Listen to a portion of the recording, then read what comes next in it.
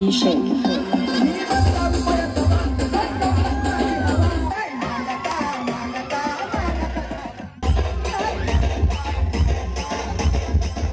कोपरी पूर्व येथील साहित्यरत्न लोकशाहीर अण्णाभाऊ साठे जयंती उत्सव समिती शांतीनगर कोपरी कॉलनी या ठिकाणी लोकशाहीर अण्णाभाऊ साठे यांची जयंती उत्साहात साजरी करण्यात आली।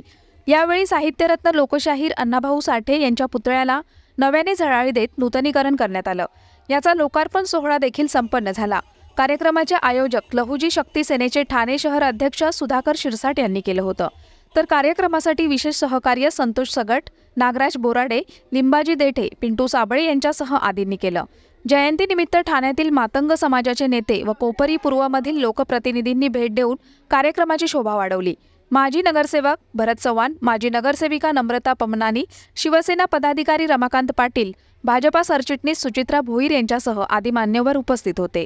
तर मातंग समाजातील दीपक आवारे, मारुती वाडेकर, झोंबाडे सर, राजाभाई सूर्यवंशी, मंगेश सूर्यवंशी यांच्यासह आदी मान्यवर उपस्थित होते।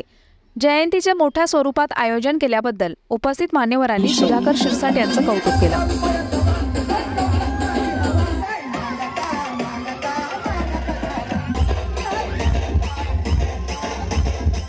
आम्ही या जयंतीनिमित्त प्रत्येक वर्षी आम्ही पुतळ्याला बाहेर काढून त्याचं पूजन करून परत आम्ही आतमध्ये ठेवतो। पण यावर्षी समाजाच्या सर्व एकमताने आमचा वाचनालय आहे त्याच्यामध्ये आम्ही अण्णाभाऊ साठे यांची प्रतिमा इथे कायमची ठेवलेली आहे। या वर्षापासून सुशोभीकरण करून अण्णाभाऊ साठेंचं कार्य हे समाजाला कळण्यासाठी आम्ही प्रत्येक वर्षी जयंती करत असतो आणि जयंतीनिमित्तच या सर्व समाज एकत्र करून आम्ही समाजाच्या मार्फत लोकशाहीर अण्णाभाऊ साठे यांच्या प्रतिमाचं सुशोभीकरण करून आम्ही समाजातर्फे हा पुतळा इथे बसवलेला आहे। अन्ना भाऊ साठे साहब जो है वो हमारे लिए मतलब एक बहुत बड़ा उपकार है हमारे लिए।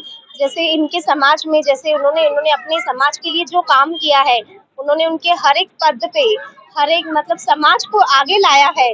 जैसे पहले नीचे समाज ये समाज कहा जाता है, लेकिन अन्ना भाऊ साठे ने लड़कर उनके लिए उनकी एक जगह बनाई है, जो जगह उन्होंने आज यहाँ नहीं पूरे देश में बना चुके हैं।